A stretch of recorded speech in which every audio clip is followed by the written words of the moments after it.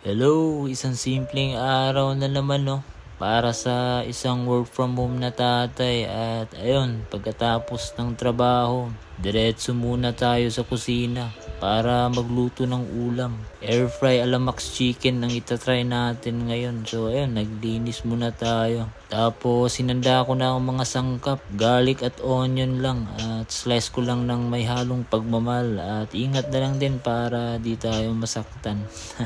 Tapos nagpakulo ako ng tubig at nilagay ko ang pamintang buo. Tapos sinunod ko na ang garlic at onion at syempre yung manok natin. So ayun, boil lang natin ng 10 minutes para di masyadong lumambot. At ayan, inahon ko na siya sa kahirapan. Tapos pahid ng sauce, patis, asin at brown sugar na may konting magic sarap lang yan. So ayun, at syempre lemon para kunyari sosyal.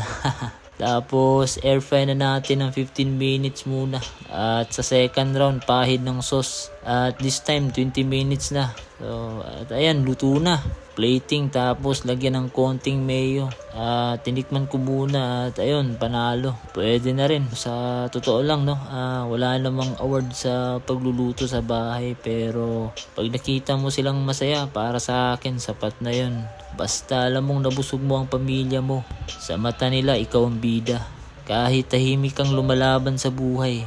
So yun lang mga ganap ko kahapon. At salamat nga pala sa pagdaan. Mula sa tahimik na araw hanggang sa susunod nating kwento. Peace!